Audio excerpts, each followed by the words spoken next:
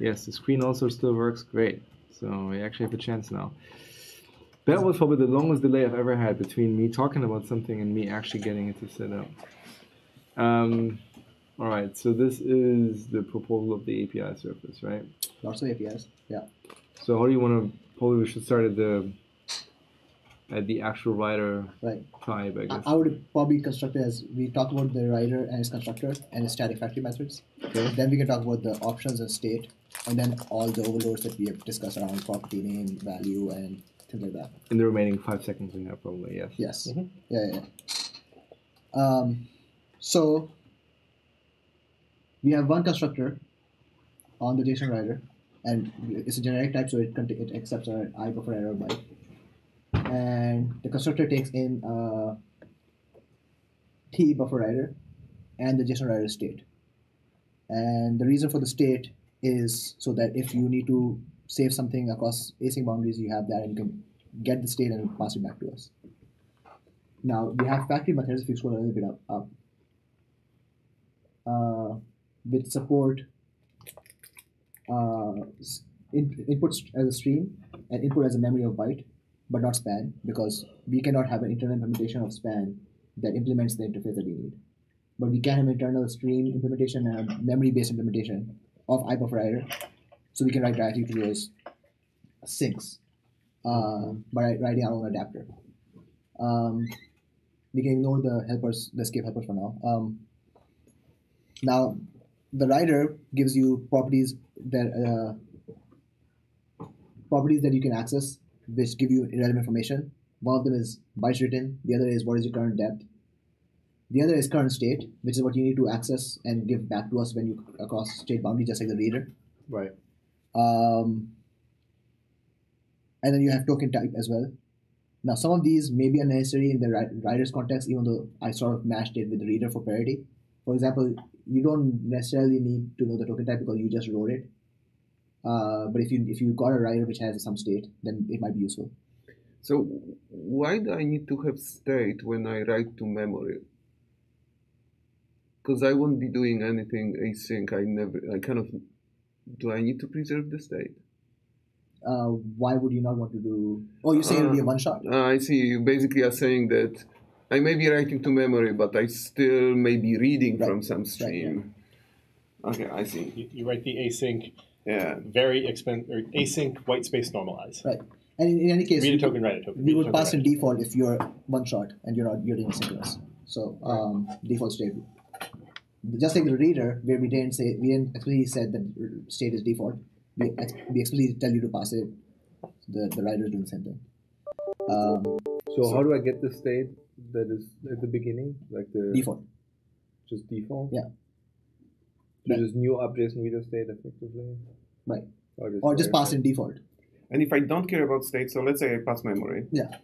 And I know that JSON is short and I have everything that I need to write. I can just don't worry about this parameter, correct? Still pass default, but exactly. And we don't want to default it to default. Right. In the reader case, we didn't. Maybe we can make the different argument here. Again, for parity, I kept it.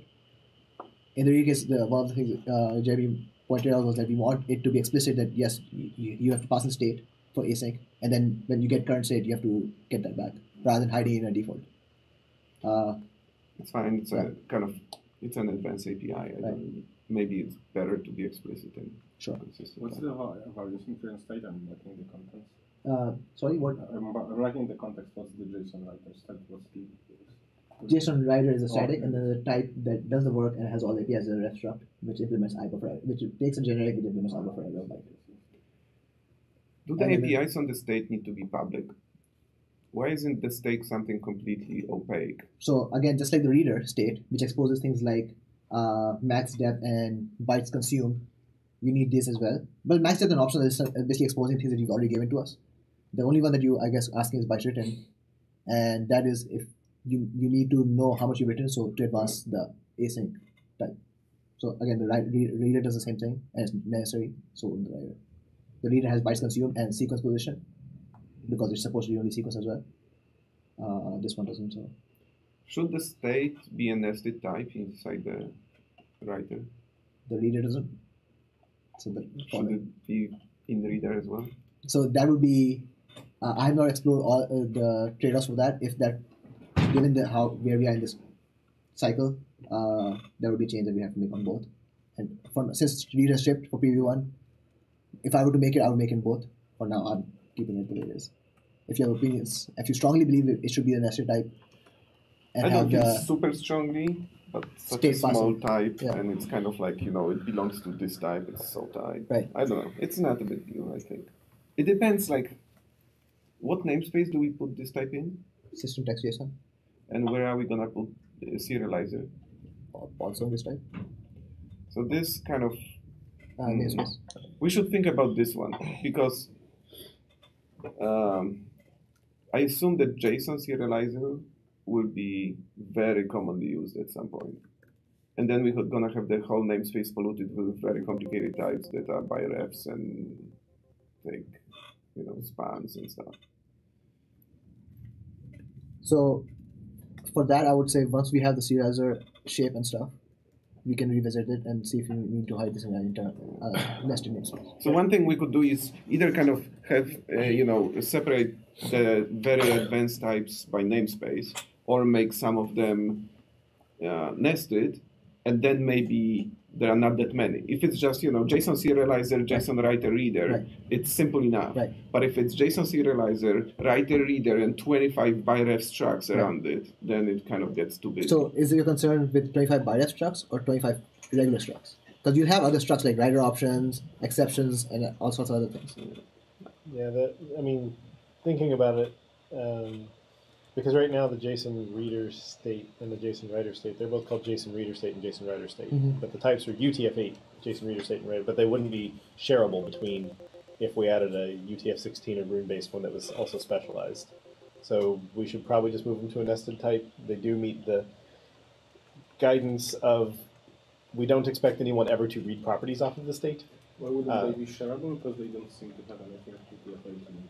They don't have anything UTF-8 in their public members, but they're entirely tracking his UTF-8, like his byte position and stuff. So since we don't expect anybody ever to read them, just read the property and pass it back as an opaque thing, it probably should just move to nested in both of them. So just take that as a breaking change. And, so you're saying just the state itself would be in a nested type? Yeah, so move it to... Nested namespace? No, nested type. Oh. UTF-8 reader dot... yeah, but imagine that it's not enough.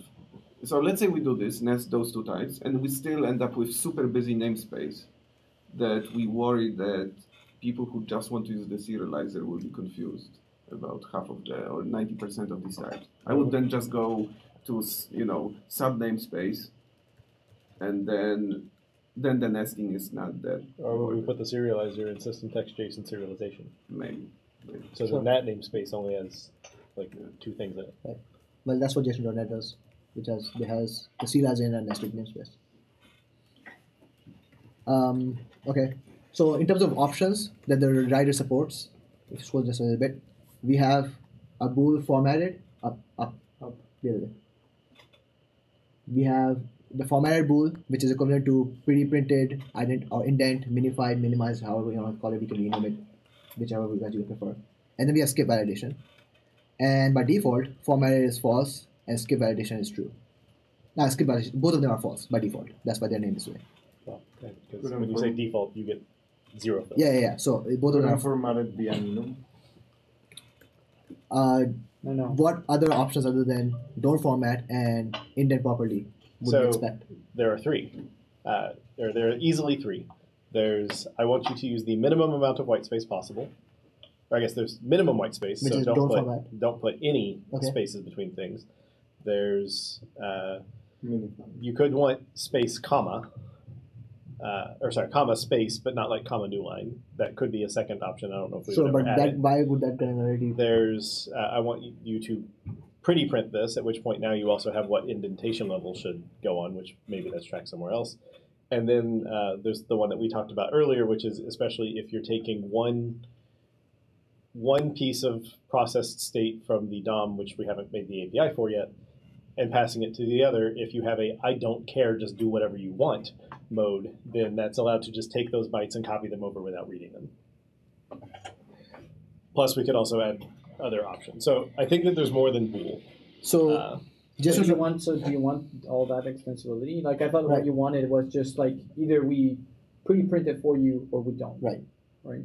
I don't know if the granularity where we give you the ability to customize how much indentation you need to do or the white space between colon but nowhere else is necessary. JSON.NET doesn't even have it. So for us to have the minimum feature set, and it already goes against that ethos. Now the other one where we don't care, do whatever the DOM had done, that's something we could consider, but I don't know if that matters. I mean, I feel something like if you're not sure if you're gonna have more options, it's better to have enum because it's that is true because you can always add but to if an you're enum, sure, but then you can't bool change the should be bool. But the difference is JSON.NET has been there for many years, and they have enum for formatting, and they only have two. They have the extensibility model where they say I'll tell you whether to use white space or how many white space to use, or tab or how many tabs to use, but they don't have the concept of granular white spacing on depending on the context. So can you specify? So in JSON.NET, people have been quite happy with the default way indentation happens. Right. So I only have one setting. Right. The only time I've ever had people ask for more options is if they have an array that only has one item. They don't want that spread across multiple lines, because by default it will like put an open array tag, then it'll put a new line or print a value, then it'll print another new line, then it'll print the closing. But that's pretty hard to do when you're writing a forward-only reader, because you don't essentially know how many items will be in the array. Right. But generally, people haven't been terribly. I haven't had people ask for more options apart from that. Right. But the guidance, since Christoph's being awfully quiet over there, is do not use Boolean unless you are absolutely sure there will never be a third option. And but 10 years of I think the guidance applies to parameters, not to properties. That is true. Because with properties, I was thinking about this. Because I think we could go either way, but my thinking is, let's say the property is called pretty printing, or pretty print. By default, it's false, and then you can set it true. And we choose some pretty print format. And then we want more pretty print formats. Well, we just add another field, and it's called now, how do you want to pretty print? And then we add an enum, and then you can select. Right. Well, so yeah, you could mask the pretty print. Setting it to true picks the enum that mapped to whatever the previous behavior is, and but in that case, I think we should rename it to indented, because formatted sounds pretty generic. Well, no, indented won't be right either. Right? Pretty print. Or pretty print. Yeah. Right. But the formatted sounds super generic, so yeah. Formatted doesn't, I wouldn't, if you didn't tell me what it is, I wouldn't know. Right. Well, the reason why I changed from pretty printed or minified to formatted is because JSON.NET's enum is either none or formatted. So for concept mapping, I kept it formatted. What's the enum code? The enum is called formatting. Yeah. I'm pretty sure I copied it off system.xml. So I'm fine with pretty print. If you do make an enum, don't call it formatting. Otherwise we'll lie all over the place. Yeah. So we would call it pretty printed or pretty print. pretty print, like if you have skip validation. Yeah. So do we have the ED or not? Like System.xml calls it system.xml.formatting is the enum with none and indented. Right. So I would say pretty printed. Okay. So an additional option that JSON.NET does have is you can specify how indented you want things. I don't know how terribly common it is for people to change it, but I've noticed within .NET land we tend to indent JSON by 2 spaces, and that just happens might be because that was JSON.NET's default, but I think in other programming languages, environments, you see JSON indented for 4 spaces. I don't know whether you want to add that as an option, but I think that is something people would want more control over rather than the individual spaces after commas and stuff like that. I mean, pretty much all pretty printers I've seen, like, I mean, the same is true of indented text, right? Whatever that code DOM is using, they have an indent level, and then they have a per level, what character do you print, or what string do you print? Like, is it 2 spaces? Is it 1 tab? Is it 2 tabs? Is it 2 spaces and 3 tabs? I mean, you can configure any configuration at that point. Right. Yeah, taking. So I mean, you would have 2 more options, which added to the option would be which character you want to print as white space and how many. But yeah. Well, or what span or memory or whatever do you want me to write down every time I want to indent? What is the equivalent of the tab key in your world? Right. That's why I said string, because I didn't specify anything. The question is, how strongly do we want to support such customization? I mean, this is one of those things that's similar to the serializer, right? Where it's unclear, like, what is the good trade-off between perf and customizability, right? I mean, given that JSON.NET doesn't let you specify the thing today, I'm okay with just starting with 2 spaces and see what happens. If enough people complain, we know exactly the type. Actually, JSON.NET does let you. It lets you set the. Oh, it does? Yeah. Yeah, there's an indent char property, so you could set it to tab and then set the indentation level to 1, and that way everything would be indented by tabs. Which is. I don't know if that's used very often. I see. Oh, no, my surrogate white spaces. And that's the same thing that indent char and indentation are the same thing that looks like XML text writer does. Yeah. And within the framework, I see assignments of both 2 and 4 to the XML one. The question is, can we extend this and add that functionality in the future if we need to, and therefore not be bringing change?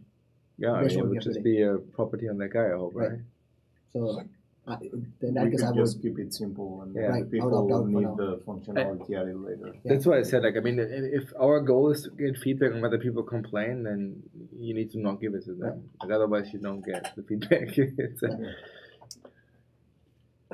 See also do it.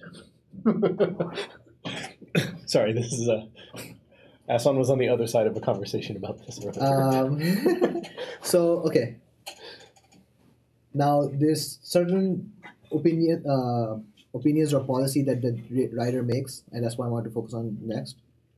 So one of them is, should it support a max depth? And if so, what should be that max depth? Now, the current policy is based on technical limitation, and the policy states that you cannot go beyond 73 million as your depth, and you cannot write a property that's larger than 1 gigabyte, and you cannot write a value string or whatever that's larger than 1 gigabyte. So those are 3 technical limitations that make the writer have this decision to say, if you are going to write more than 73 million depth, I won't write it, I'll throw. If you're going to write a property name that's larger than 1 gigabyte, I won't write it and throw. And if you're going to write a value, like say for example a string that's larger than 1 gigabyte, I won't write and throw. Should we restrict the depth to something more reasonable and say the default max depth is, let's say, 1K, and let the user customize it, and leave the technical max depth still be 73 million or whatever it may be? But So remind me does again. the low-level writer even need the max depth? Because like seems like it's like a higher level concept when you actually do the encryption and stuff, then you need that. Like, So, for example, the reader has a cost of max depth, and it's default to 64. yeah, but for And similarly for writer, if you are accepting random input, let's say in a memory, the user doesn't know what depth it is, they may want to set a default, and the security team suggested that we should set a default. Now the default could be 64, it could be 1000, it could be whatever. No, but I mean, the idea is to protect for Stack Overflow, right? Like, how can I Stack Overflow the writer if I exceed the max depth? But it's not just for protecting against Stack Overflow. So then what is it? The reader it doesn't have a max depth for Stack Overflow. It's for untrusted data that the serializer or deserializer could get access to, that is using the reader under the covers, and therefore it has no way to tell the reader, throw when you see something. Well, It has to track it out. The serializer and deserializer have to track it. the reader needs a max depth just because as it keeps going, you keep pushing things onto a stack, which means that the stack's eating memory. So your untrusted data is potentially just over-consuming memory and causing you to alloc and realloc and fragment your memory space. But the same would be true potentially in the writer case. The writer isn't writing untrusted data. The writer's doing what someone programmatically told it to do, and they're on the inside of the code instead of the outside of the code. Well, also, like, you just stream data. What's the difference between me? I can be completely flat and write like a fuck ton of simple properties that each are 1K in size, and I do this a million times. You would never block that, right? Right. Which is when I start nesting them, you care. But as far as nesting is concerned, the only thing you do is you add 2 more bytes to my output, right? For nesting. So I think the nesting on the writer side is virtually free, right? Right. So is your suggestion then we should not provide a customizable max depth setting? I don't know why you would. I mean, like, as Jeremy said, I mean, for the most part, you already validated data. You write data that you already trust. And if you don't trust the data you're writing, then something's wrong in your code to begin with. But even if you write untrusted data, I mean, like what's the behavior difference, right? You just write a tiny amount of more data, but the problem is really like how much data do you write? Versus on the other side, you just like if consume you have stack. a case where you would Stack Overflow or something in your code and would make it internal. Sure. It's not the reason for that. So is the reason parity with the reader or?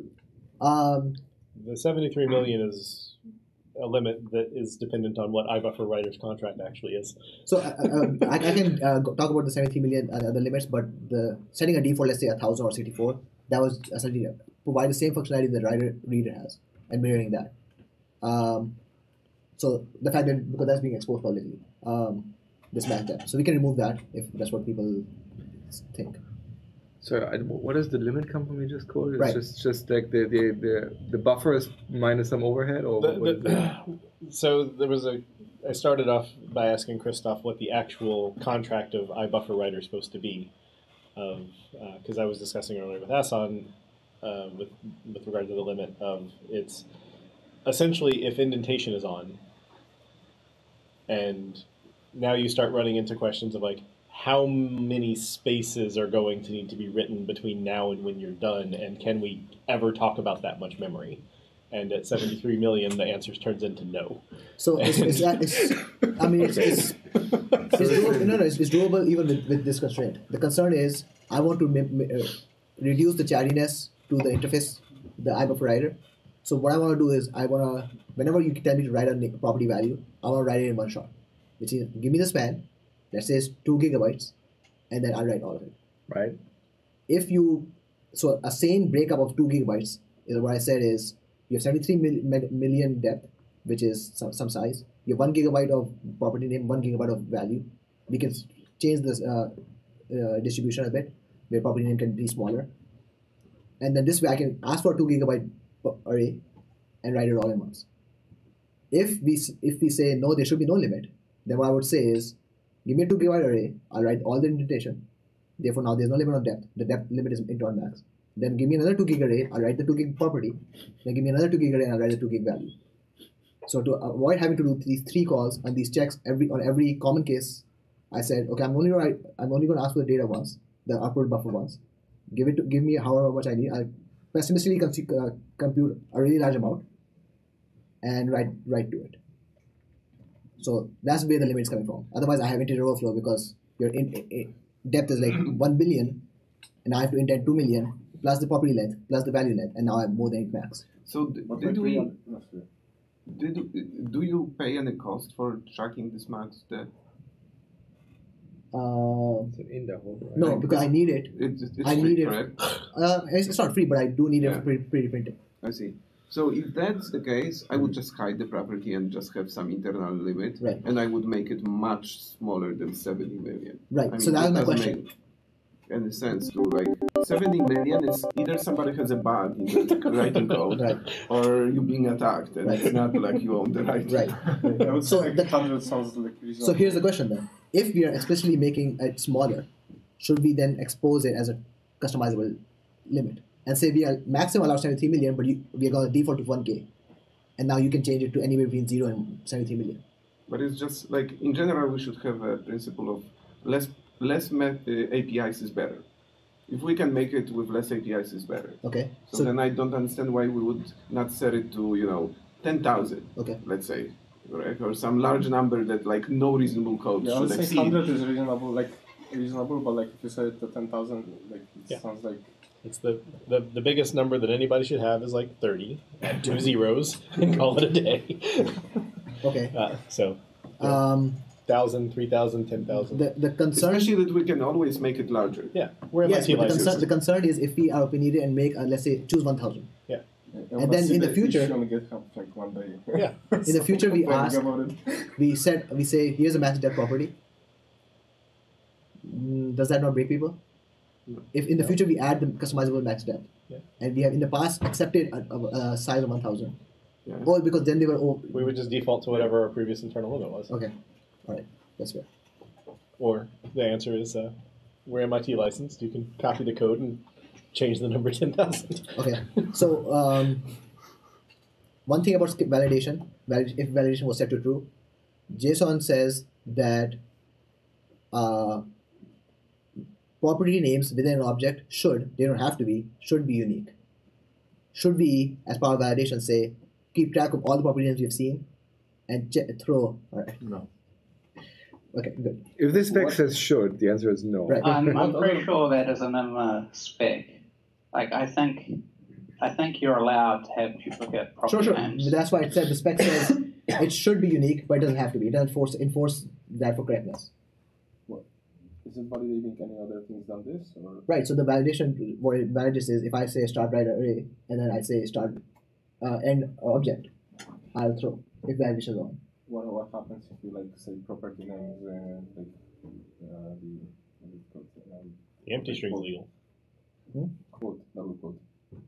Empty string is a valid property name. Yeah. No, the property name would be a quote. It would write a quoted. It would write quote backslash quote quote. So from a previous API review, the conclusion was that property names are known to be escaped, and we can talk about that. We can assume to be escaped, and we are not going to escape them, but we should always escape values. And if somebody wants to escape property names, we provide the helpers to escape for you. Right. Now, either we provide the helper on the static class where we have the factory methods, which is called escape string, and it is the operation status type API, or we rely on existing implementation like the JavaScript encoder or web encoder that Levi was working on, which handles the escaping for you. If those APIs exist, should we still provide these helpers here? So the APIs that he's working on are very complicated. Right. At least the ones that we've had so far in the framework. Yeah. They won't work for this scenario. Right. Okay. But if he had something that was, like a helper on top of the APIs that he has. But the point was that we would have to expose them to the public, to the user, not just internal implementation detail. Because if property name we say we're not going to escape for you, which means if the user needs it to be escaped because they know it needs to be escaped, they need to call something public API. It's not internal implementation detail. By the way, ECMA 404 says does not require the name be unique. It doesn't say they should be unique. It says does not require. The latest JSON RFC says they should be. Well, that's not an ECMA standard. But JSON is different from ECMA 404. Yeah. And what happens when you read and you encounter the same property second time and you deserializing? Last one wins. These semantic considerations may be defined by JSON processors. Yeah, it depends on implementation detail. Okay. It can either be last one win. It completely depends on what's reading it, but usually, at least within JSON.NET, the last value will overwrite the previous value if it's being deserialized to a dictionary, or it will overwrite the property if it's being deserialized to an object. I'd say that's pretty much any sane implementation, probably. Right. Now, in terms of checks. The other sign is throw. Well, but that requires checks on everything. This one is basically free. Yeah. Right. Do you even need that skip validation? This is the only thing it checks. Well, it's checking valid state. Like you're in an array and you write a property name, that's invalid. Or if you're ending an array that's started with an object, that's invalid. Or so if you close flush, say it's final block, but you haven't written the close curlies. Yeah. Right. So that's the other thing I want to discuss about the flush. So as part of reading, as part of writing, you keep writing, and then after you're done writing, you would call flush. Or let's say in the middle, if you think you've written a lot, you would call flush. Right. So before we didn't have this parameter called isFinal block, and we didn't do any validation. We just flushed whatever we had buffered. Now the question is, should we add an isFinal block and validate at that point if validation is set to say, have you ended all your objects? Are you at depth 0? And are you complete? I'd say yes. Okay.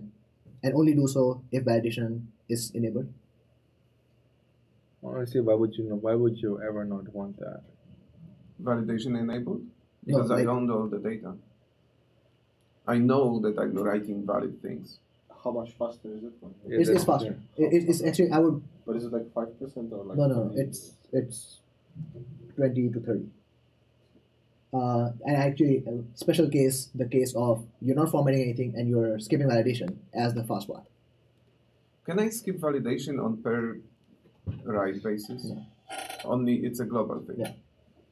Well, Would it be possible to make on write by write basis? So you would have APIs, Because you see- overloads on all of these that take How would that work? a bool validate. Well, we could. How would it work, or how would it be designed? No, because I mean, like, if you write individual values, Yes. the final validation for whether you have pending curlies cannot happen as part of the write. That has to happen part Yeah. of the So there are slash. two different validations. One is the structure, correct? Yeah. And the second one is, escaping validating the property value. Correct. Is escaping and it's basically whether it's escape part of validation. Yes. So if the property name, let's say the contract says it's going to be already escaped. Yeah. If your validation on, I'll throw if it's not. If your validation off, I will just take your word for So it. you see, this is the thing, because basically I know that my property names, like they are static. I know they are full bar and bars. I don't want you to pay the cost of validating. That makes sense. Yeah, I thought the only thing you're doing is basically the curly validation, which sounds to me like a comparison of ints, where I'm like, well, if you have to check an if to check whether you want to do if, that's because it's not just that, because we have JSON writer option, so I have to have an if check for that. So I split my code up in the fast path, which says don't format and skip validation, and that's the thing I optimize for most, because that's I think the most common for high performance scenarios. Right. So otherwise, we have to do the if check on the writer options, formatted, not formatted, skip validation, as an overhead for any case, and then any other check that comes into play. So the cost actually compounds. Right. I can see a scenario where you don't want a validation, like especially for escaping and stuff. Because like, sure, if which you is why know we have every it. value, you can. I can give you the scenario because I just worked on it yesterday. Right. So I'm sending a payload to Azure service, and the payload is I generated it. There's no user input. Right.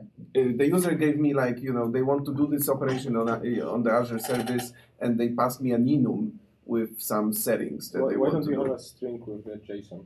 Well, because it's based, as I said, they pass me some enums and things like this. There are parameters that the user passes me. Based on the parameters, which are not like strings that I just write, I build the JSON. So I'm in total control. I know that it's not, it's all escaped, it's all ASCII, and it's all good. Yeah.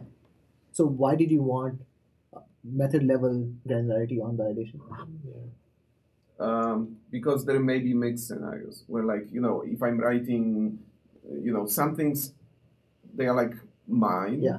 And then something is, I got a string from a user. So I would, in that case, not say method level validation. I would say method level bool escape true or false. Maybe. So all property name overloads, we would have a bool that says escape true or false. Maybe you should split the options, like the escaping validation, like you escaping and things like this. Like But to your point, so how often do you think you have to unwind the stack entirely anyway? What do you mean by unwind the stack? So I mean, we have the state, right? And so it's a restaurant, right? So yes, you have to unwind the stack and then you reconstruct that. Like if that's something that happens at natural boundaries anyway, you effectively get a new instance, if you will, at a granularity level that might be good enough. Very rarely. That's what I initially asked, why we even have a state for the writer. I can imagine code needing it, so I think we should have it. But so far, all the JSON that I've seen that we will have to write the Azure SDK is just one scenario, but I mean, they are they are small JSON payloads based on some parameters, some, passed from the user, and some we kind of know. Right. Like, if the service call needs to do this, we need to write this JSON. Fair enough. So lots of the writing is in my control, and it happens in one method. It's not even a synchronous method. But I have to be honest, adding in bool to the write method is already pretty messy. Yeah. So that's why I ask, why is it a setting in the during construction and not a property on the writer? And I can by default it starts validating, and then I can say don't validate, and now I write my non-validating JSON, and then I can switch it back. But part of it is because it's now part of the state that continues through async, and you want to continue the same setting. Well, so it's stored in the state. It still doesn't change the fact that it could be a property on the right. So it would mean you have to. Having said that, I just realized through this discussion there are kind of two validation things. One doesn't make sense to be turned off. Like you either want to validate the do I have the brackets correctly, and the second one is validation whether the names are escaped. Right. Which is why I was saying, like, if you want that type of granularity, I would say don't talk about validation. That's at a type level. Provide overloads for. But by the way, the brackets, the parity of the brackets and arrays, I don't ever want it to be validated because that one is completely in my control. Right. No, that one I want. Like I was going to say, that one we should just always validate. Why? Yeah. So the problem is once your code is written right, it is right. Correct. But someone is going to do I'm going to write the helper method that goes and writes this thing. They're going to write start object. They're going to do some stuff, and then they're going to write invalid JSON. It's much more .NET-y if we throw the exception that says you thought you were done and nothing made sense. Instead of wait for the reader on the other side of the wire to say, XML, you thought you were done, but nothing made sense. So what XML does, it auto-closes. So whenever you forget to do it, it just close for you unless there's specification. Yeah, I'm not sure that helps because, I would say most people don't write JSON by hand, right? They traverse some data structure, and that means at some point in their code they forgot this thing, right? So which now means, well, you may be able to fix it up in some cases, but I definitely have a bug somewhere lurking. So I'd rather get a consistent error every single time at the right spot, rather than here it worked, but over there it broke. It's like, well. So by the way, default should be validate. I'm just saying, I would write my code, I would test it, and then I would never ever want again have this validating at runtime. So then I was going to ask if we made the validate only be about property names. Like don't check that they're escaped or whatever. Like theoretically, like the cost of checking is my current thing seems like it shouldn't be high enough that it's worth optimizing away with the Boolean. So it is because you have to search for in your property name if you have any character that needs to escape. That should it be called escape. This is validate. Is it worth allowing a Boolean that says that write end array should not check that it's in the right place? Because but that's not all it's doing, right? It's also checking, for example, I'm in an array and I'm writing a property. That's invalid. So it's not just open and close brackets or to open and close depth. It's also in an object you can't write a value, and in an array you cannot write a property. Having said that, I agree with Jeremy. There are some things that are costly to validate, like for example whether my string is escaped because it's ON operation. Yeah. And then there are things that basically the validation is O1. Like you're comparing two things. Do I have the same depth? Am I inside an array? At which point, if we have a setting, it may be equivalent to just doing the validation, checking whether the setting is on. It's not though. But because it's looking up what the expected state should be more expensive than the and will short circuit away. Right, it's not. How is that not? Because you have more than one check. It's not just the depth, right? It's also things like. Is the last thing I wrote. I have to use a stack of in object in array to know if you can write a property. You can also save the last the top of the stack. That's not enough. Separately. So here's my scenario. I write a start object and I want to write a value. That's considered invalid. Yeah. I need to check that. For me to check that, I need to know that once I've exited this object, am I within an object or within an array? So to know if property name should throw. Okay, so do we all agree that allowing people to not validate ON strings probably is worth it? Yes. Yeah. And then I would say the second one, maybe we can somehow measure before we ship the feature. So for example, initially just don't have it, and then when we think that it causes performance problems or it could be an improvement, then we add a property. So I have measured and it was 20 to 30%, and that's because I'm using how long? 20 to 30%. Wow. And it's because that's the structure of the JSON. Because it's not just end bracket open bracket, like I said. But you excluded the validation of the ON property names from your method.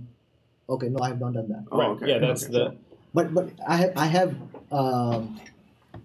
okay. So essentially, it's comment out validate on property name. Yeah. And run that with validation on and off. Right. And I would expect that to be, assuming that you threw no exceptions, lost in the error bars of your Even run. if we are using a stack which is keeping track of are you in an object or are you in an array. Yes. And pushing and popping off off of the stack, right? But once an object closes, you need to know what you were in the previous. So you have to remember the stack. The only difference is if validation is off, which would go against Christoph asking for it to be toggleable as a property, that if validation is off, you never write to this stack, then you would have the right performance of tracking it. That is the what only I'm difference. doing. When validation off, I don't write to the stack at all. But with Christoph's intermediate suggestion of maybe it's a property that I can turn off, you'll have to always write the stack in case they turn it back on later. So the whole point was I'm not using the stack at all when validation is off because I don't need a stack. When validation is on, I need a stack. So aside from the O and property validation is escaped, by the way, which is actually super fast if properties are short, which is why I was saying that the 20 to 30%, most of it is not coming from the escaping validation stack. Because a vectorized index of search on array of element 10 is the pushing and popping of the stack and the multiple if checks on the properties. So what characters do you look for in a property name to know whether it's right now it's a blacklist, which is I only check for under 32 and the certain ones that need to be escaped. You could argue it should be a whitelist and only accept a certain range and everything else needs to be escaped. Yes, because it should only accept things that are less than 127, greater than 32, and not a quote.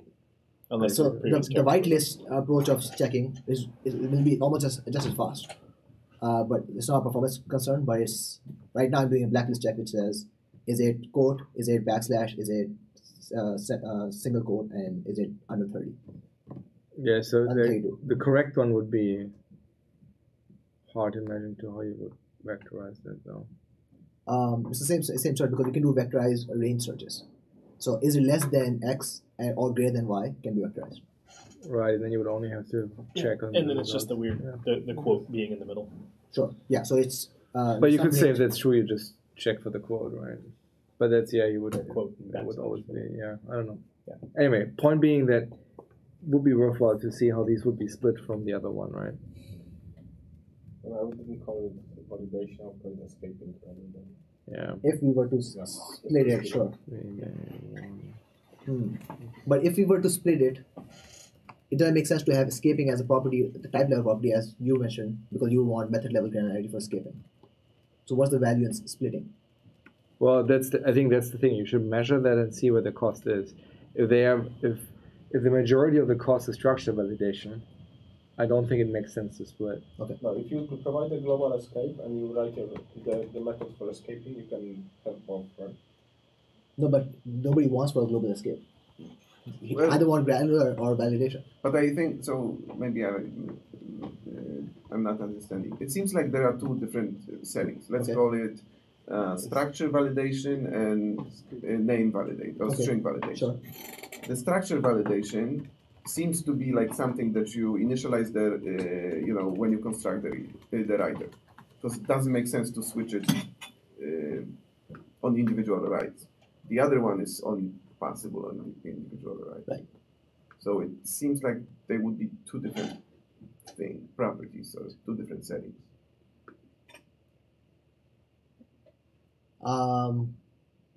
Yes, but why would you make the escape one global? The escape check global. Which one?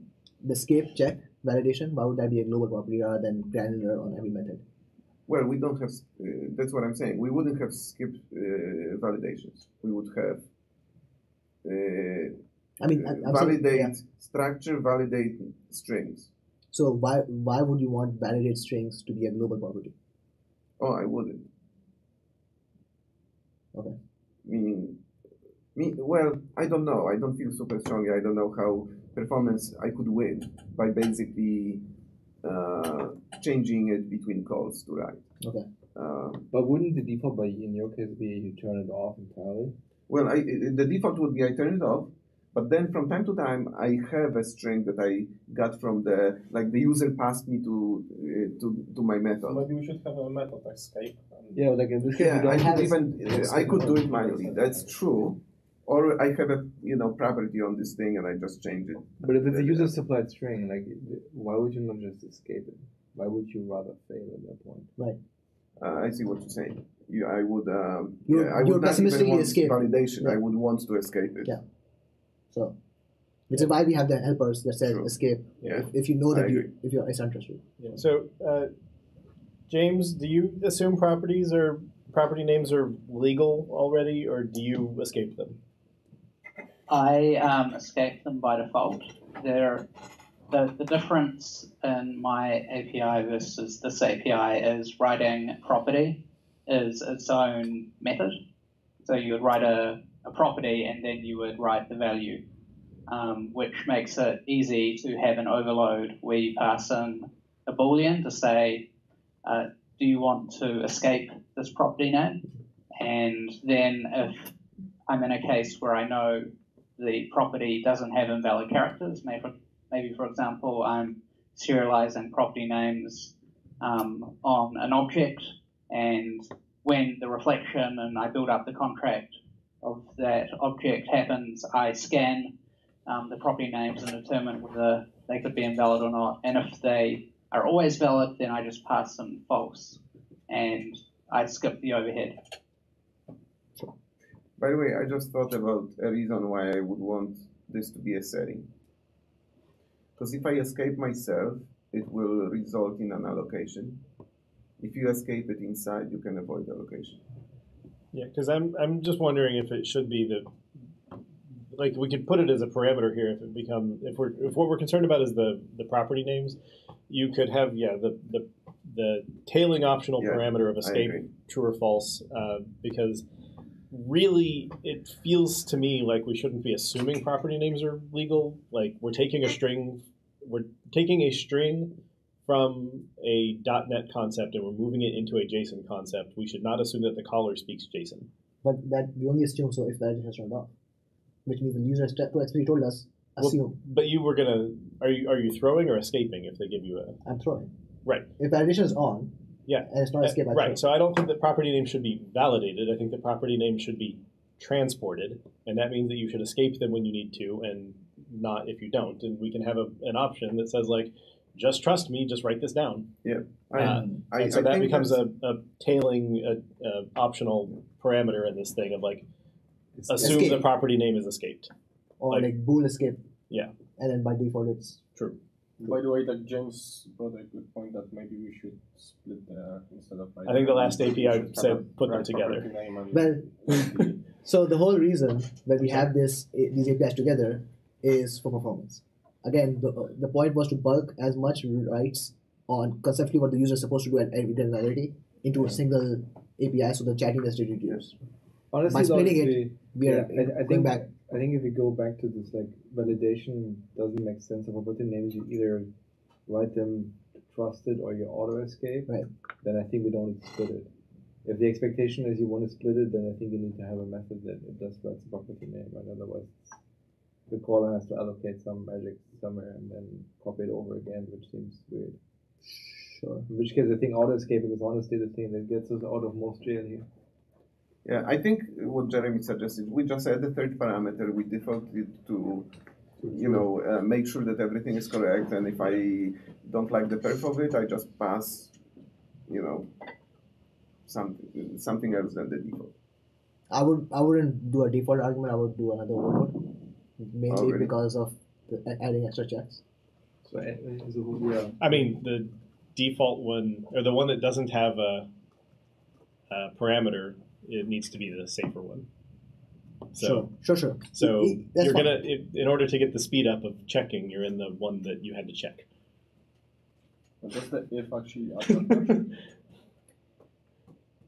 it seems like it's a similar. Well, it's what the straw that broke the camel's back.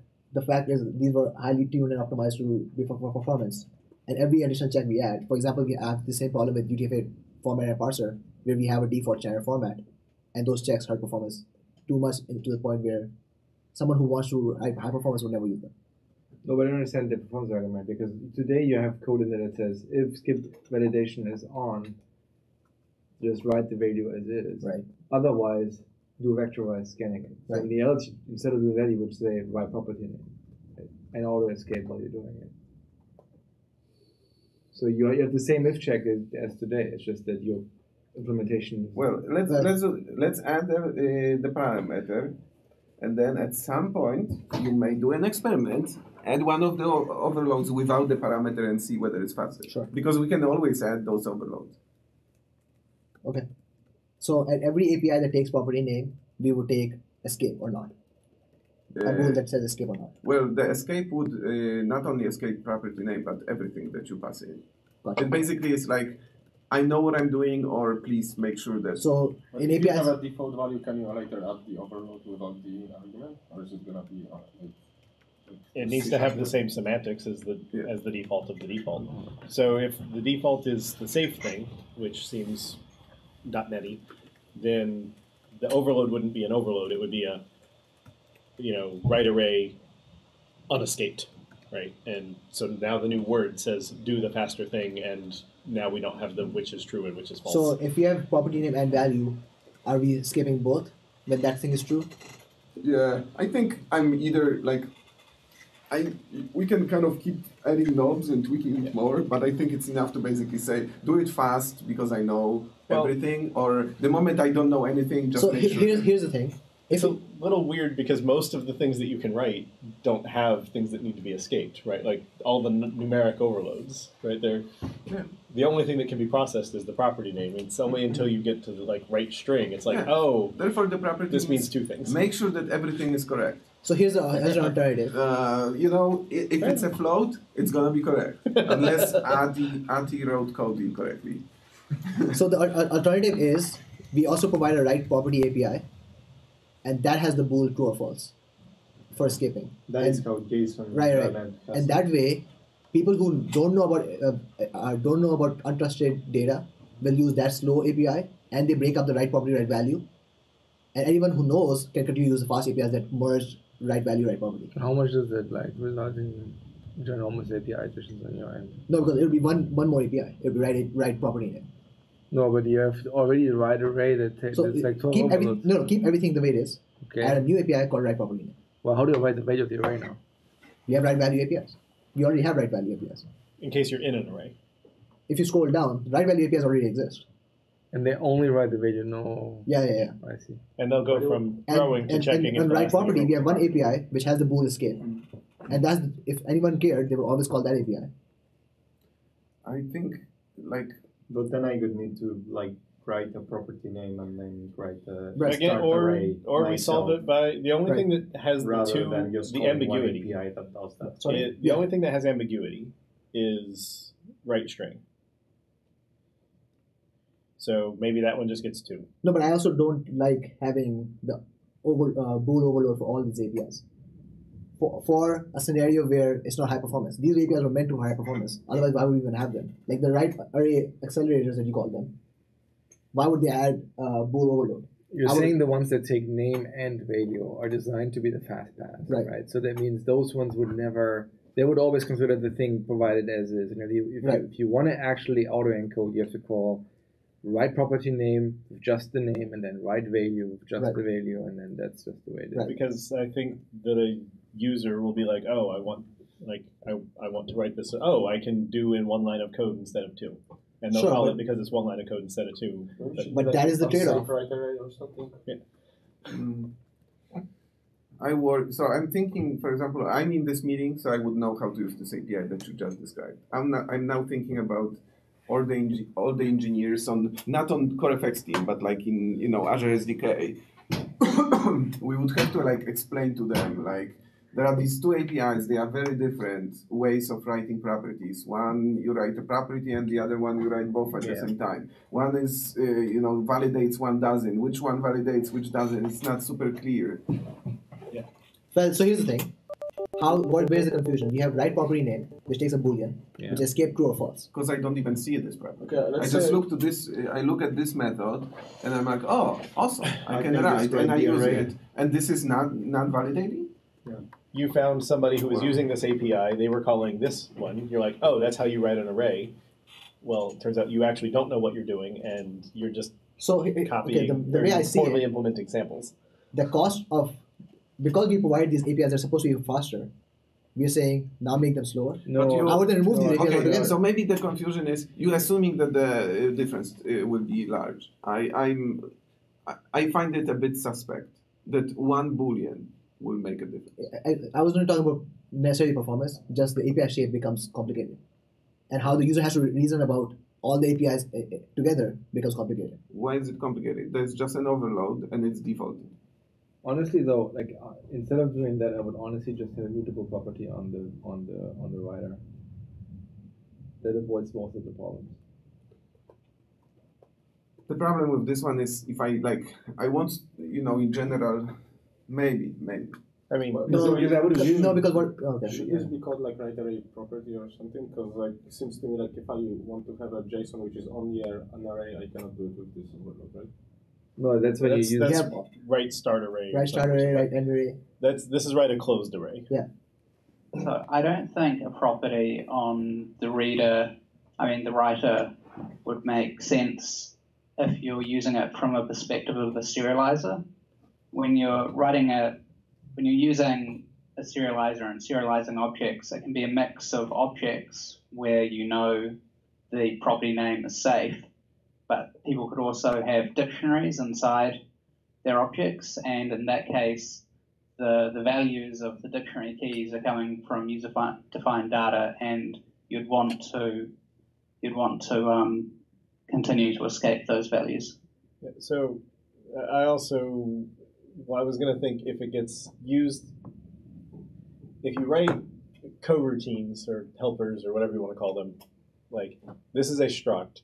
So mutable properties mean it's that you need to remember to pass it by ref or you start getting functionality. This whole API is a ref struct. I know. But you better pass the whole thing by ref all the time. And it's because the struct state. Yeah. Well, this one is not. This one, honestly, I don't think is the big thing. And I think what James said is much more important, because if you think about recursive traverse of your data structure, that basically now means everybody, in order to stay safe, right? If you want to write more than one property, you would always have to set the mutable variable on the reader. Now you have these writes. It's not just that, right? All over the place. The concern is I pass my writer by ref to a method. Right. It goes and changes the flag. Right. Now I have to validate if I need to reset the flag. That's what I'm saying. You basically would have to, so before you call write property, you always have to set it to the value you want it to be. Right. That's the only sane way to do it. At which point it's a parameter. At which point, well, it's also probably way less efficient than a parameter, actually. Yeah. So to address your point about ease of use and discoverability, JSON.NET has a write property name method and write value. So we could have that. And these accelerators are only for high performance scenarios where you know what you're doing. But see, this is, I think, the difference, right? It depends on when you look at the method, right? Yeah. You're assuming that because they're combining the value and the property, that from the caller's point of view, it's clear this is a high performance API versus a convenience API. I would honestly say if I see a method that takes two, that to me looks like a convenience overload, not like a high performance overload. Agreed. Also, I would say that I like this much more than what you're describing in JSON.NET, because in JSON.NET APIs, I'm thinking, so I write property name. Do I need to write the colon now? Right. And then the value? Yeah, I agree. Which is why here it's like super clear. So, from kind of, what API I would prefer this one with an overload. Okay. Now you're asserting that like there's some performance cost, and I would say maybe there is.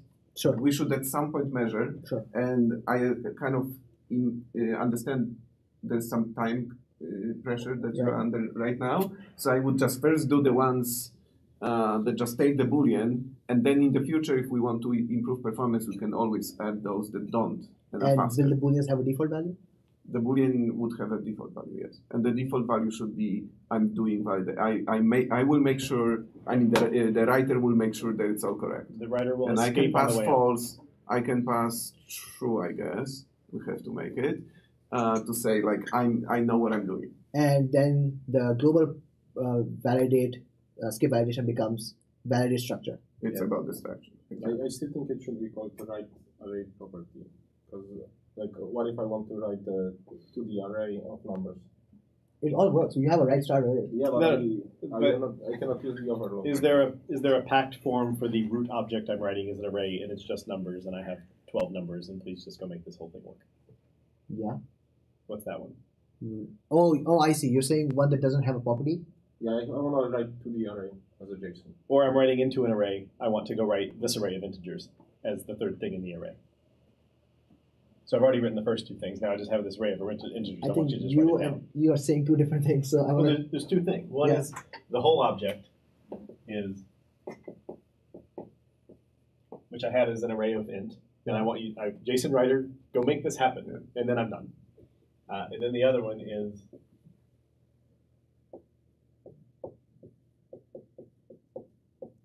I'm right here, and I want you to just like go write down this array of 1, 2, 3.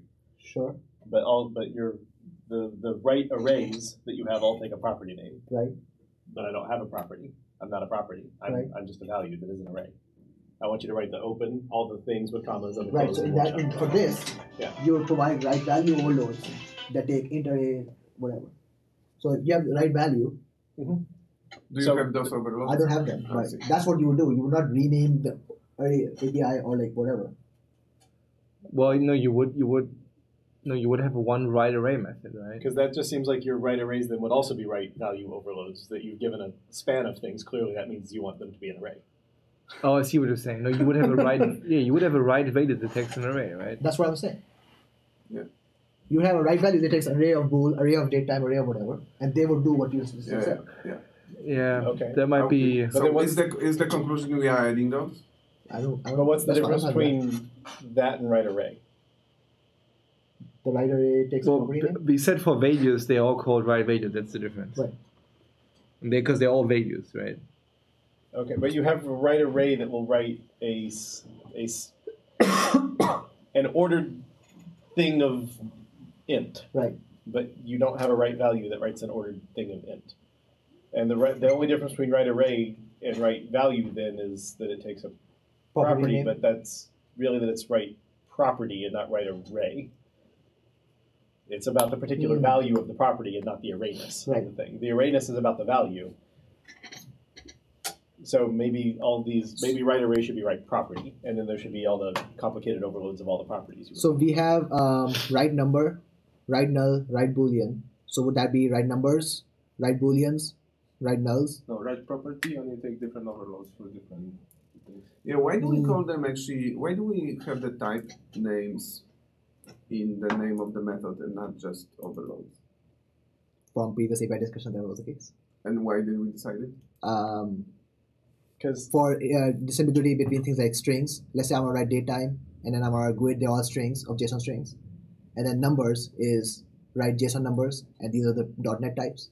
Datetime, I don't understand. Datetime and strings. Datetime is a the name you see here is not the .NET type name. It's what kind of JSON value are you writing, and value on the JSON side there's only so many.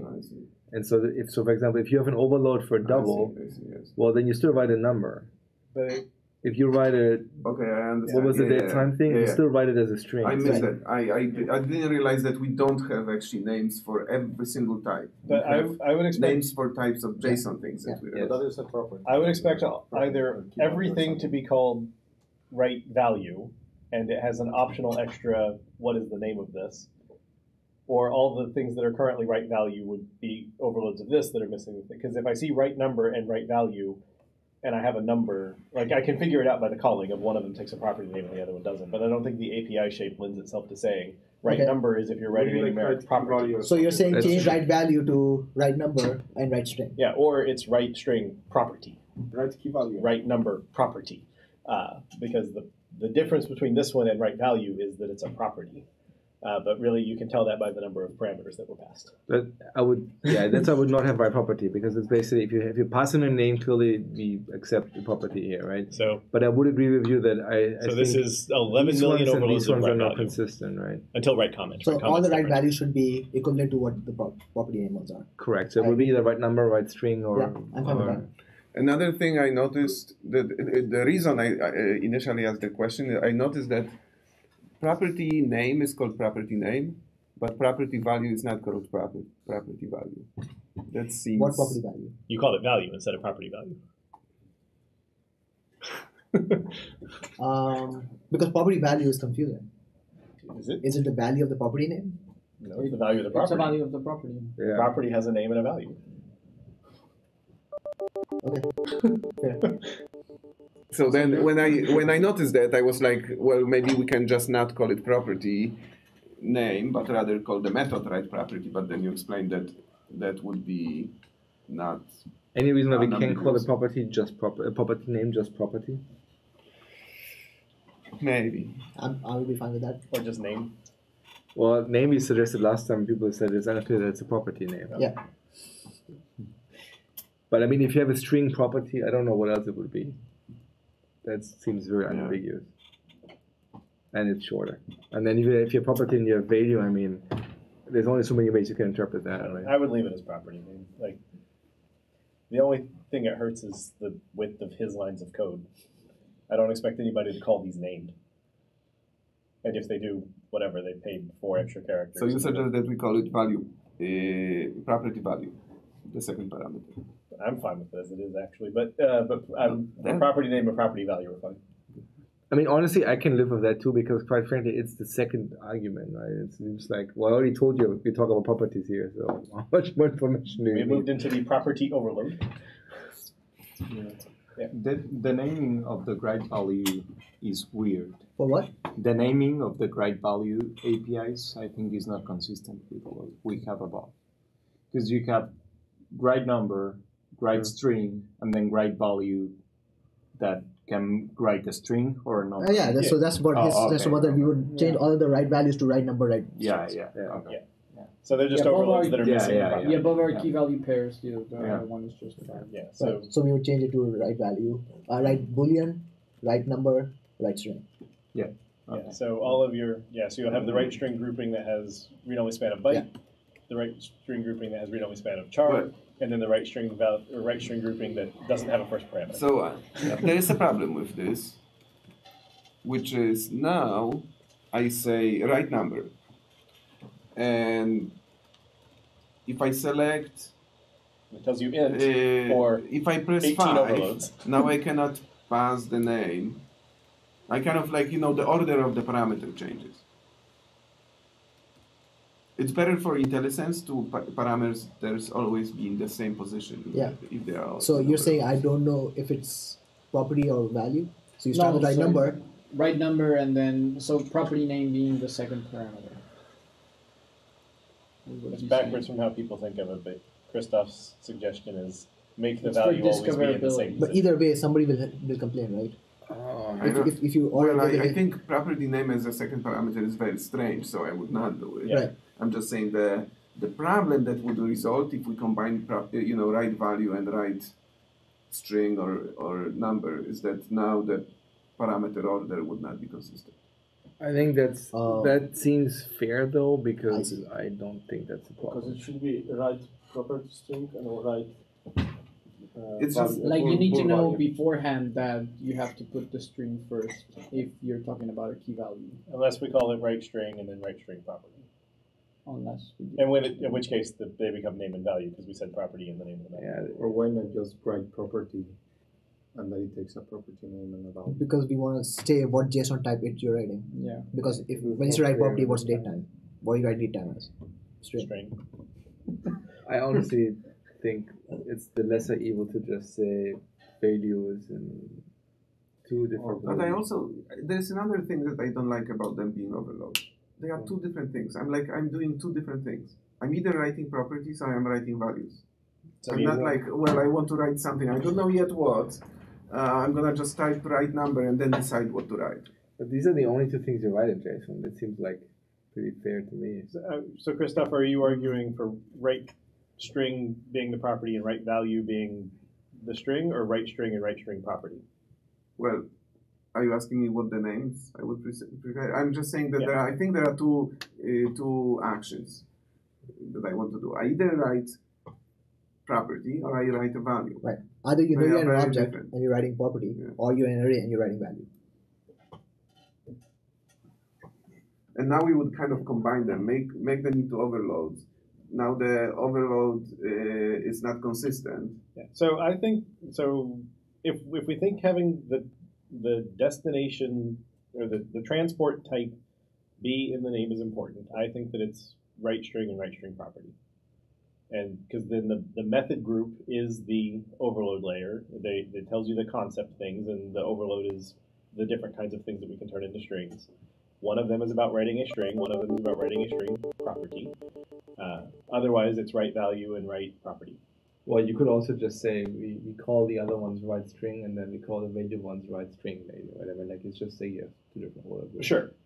I think I would actually prefer the later, because I think most people write the top ones, not the bottom ones. Yeah, I think that's fine. If we basically want them to be next to each other, we just call it write string value.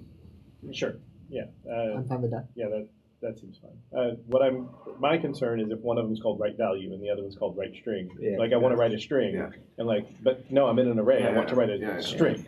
Yeah. But with the write value date time offset, is it gonna write the Unix timestamp or what? No. So let's now, once Emo has taken notes, I want to talk about one issue is around writing custom stuff or writing raw bytes. Yeah. So we are over time, by the way. So Yeah. So otherwise we are. Right. So one quick thing, and Christoph, you've seen the most things that do layering like this, so hopefully you'll have a quick opinion. I asked Asan about, for whatever write raw value is called. write bytes unchecked. If the right answer is to expose that on this API, or say that the right calling contract is you call flush on this guy, and then you go directly to the underlying writer, and then do whatever diddling you want to do there, and then now you come back to using this again. Because it makes it very clear that this method, that nothing in the argument is being validated in any way. You might be completely messing up the notion of should the next thing be a closed square bracket or a closed curly, and then it says like, you messed with the data while I wasn't looking, I don't care. Versus this one, which is there's an operation you might want to do. I'm just going to write in the documentation, I don't care what you do here. It may corrupt my state. And so do I have a way to write a UTF-8 string if we remove it? You could go directly to the underlying. You have really a span of byte. No, UTF-8 string. Oh. If not, then I think we need an API to write UTF-8 string. Sorry, like it's your proposal basically, instead of having this method, you would call flush with false, and then just go to underlying writer and do the thing. Yeah, I'm just I don't know which way makes more It doesn't solve the problem though, right? Like the problem is still like if the guy I think honestly though, the guy that can actually say I write some payload into this thing, sure they can add some curly braces that closes things before, but why would you do that? So in principle, yes, you can match up the state, but it's more like, well, I probably have to omit a comma here. I probably have to omit some stuff, and then the assumption is now you're back into a valid state, right? So I think the question is more like after you call this method, what contract do you have with the caller to ensure that what state you're supposed to be? Right, and so in my comment, like we can write that in a document, like we can put that in documentation of if you change the open curly brackets, close curly brackets, etc., the rest of this class doesn't understand what you did here. Right. Or of this type, because it's not a class.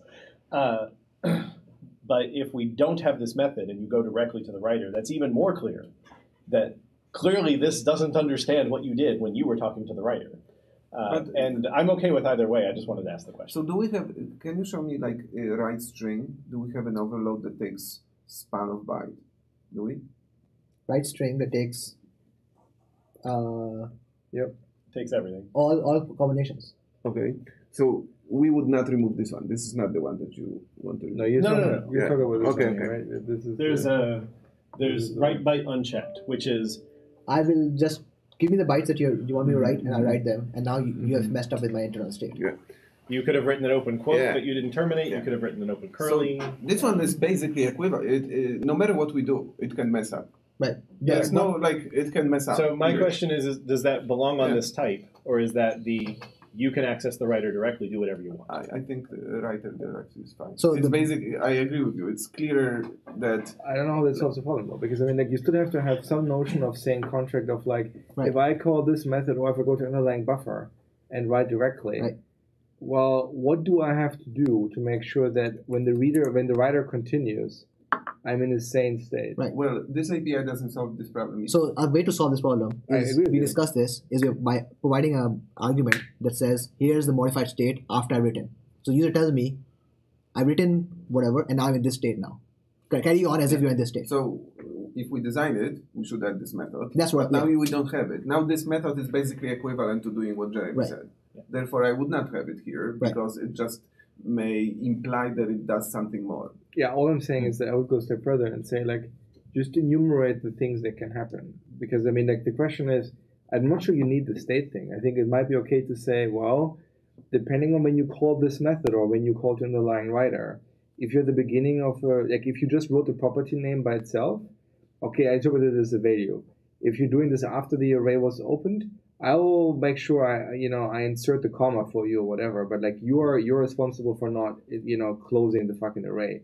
If you call start object, I will close the object. You're not supposed to put the closing value. If you enumerate those rules, I think it's like as long as we convince ourselves that that's a sane assumption that the caller can make, then I think it's fine to say as long as you follow this contract, go to the underlying thing and write this thing in. But without that, I think it's if we don't have the method, like. If I'm using a type that is writing into a stream, and I also have a reference to a stream, I understand that if I don't ask the type to do something, but I start writing to the stream, the type has no idea that I've done this. Right. All I'm saying is that if you encourage this as the in case you need to write some JSON, that's what you should do. The question is, do we think we can support this, regardless of how the caller does it, whether they call this method or whether they go to the underlying writer? Otherwise, I would say if you go to the underlying writer directly, I would normally say you just violated the contract. The whole point is you call through our API layer so we can ensure the underlying thing. If you mess with the writer yourself, unsupported. Here we cannot ensure anything. What do you mean? So we can redesign it. Just copies the bytes. We can redesign it to add so that we can ensure it. How can you design it? By adding an argument that says, here's the state after you've written. Okay. No, what I'm saying is what if they made the mistake? No, the way this method would work is in the same way that the original version of the my property name would be. Like you just send documentation. Here are the rules you have to follow. I have no way to enforce them, and I don't check them. But these are the things you have to follow so that things can work. Period. Yeah, I'm saying we just have to enumerate those things. I don't think we have that list. No, we can. It's a documentation burden. And that seems. I don't understand. I'm saying it's a design burden. I don't understand what the rules would be because here's what's happening. I'm writing some JSON. Right. I know where I am. Correct. Yes. This method clearly says I'm gonna just blast these bytes here. Correct. And then you may potentially keep going. Yeah. What rules would you say? What I just enumerated. Okay. So let's say you write a configuration file, right? You're at the point where you have the settings under an object. So you're saying start object, and now you're pasting your JSON. Yes.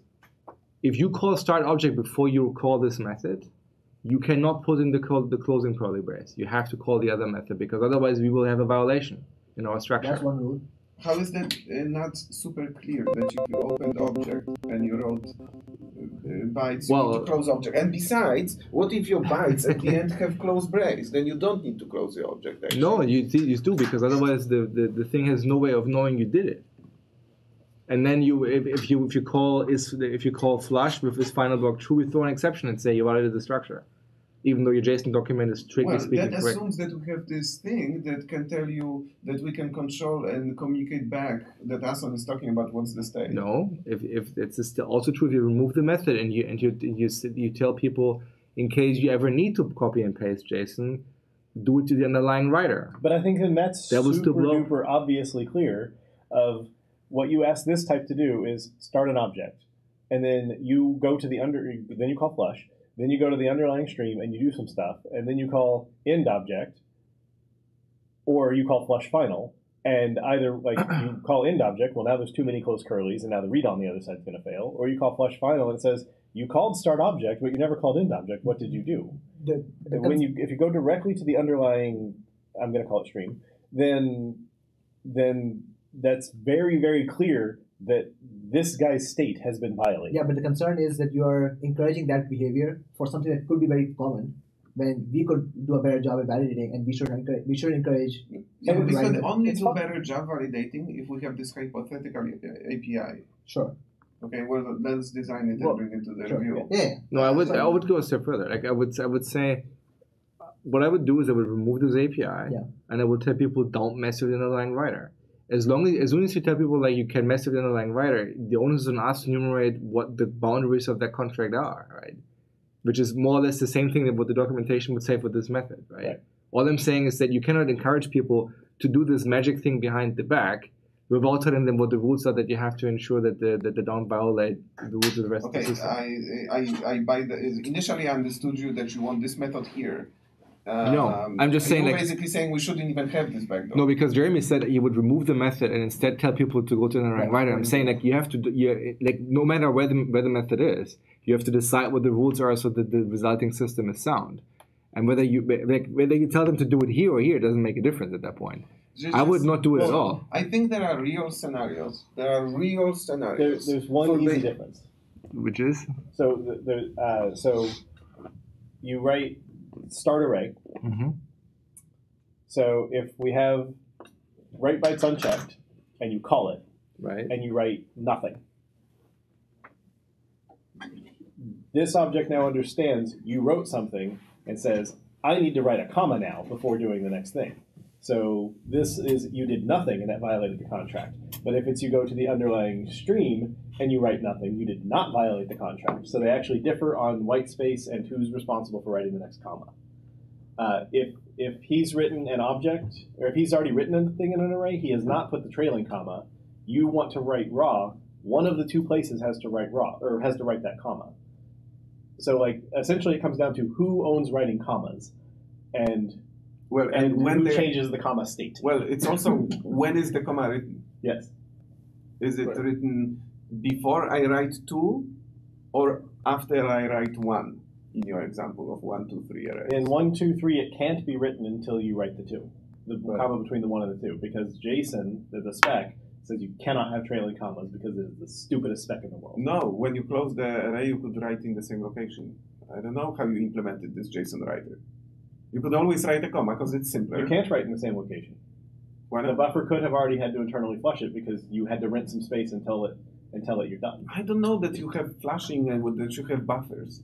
Fair enough. I'm just, yes. I've written this code before because it's a common thing. Like you create a list and with commas, and then I realized that I actually am doing in my tests where I'm building I always write a comma, and then when I realize that I'm at the end, I just add the end. That's how I have done it in my tests where I'm building up these documents too. Super common. It's the you at the end override the comma. Yeah. Oh, yeah. It's just the question of that's just dirty. As far as I'm concerned. No, you know how much simpler the code is? Oh my god! Because otherwise you have to like, have I already? But that's because you have full control of what you're writing into. You're not exposing it to the user midway. Okay. For us, we have to potentially expose midway. I mean, because he could write the comma, and then not tell the underlying or not tell the buffer writer, tell it like thing -1, except he doesn't know that the span's going to be preserved across the call, so he'd have to write it again. Well, I would say that regardless of whether you have the method or not, it's clear who's responsible for the comma.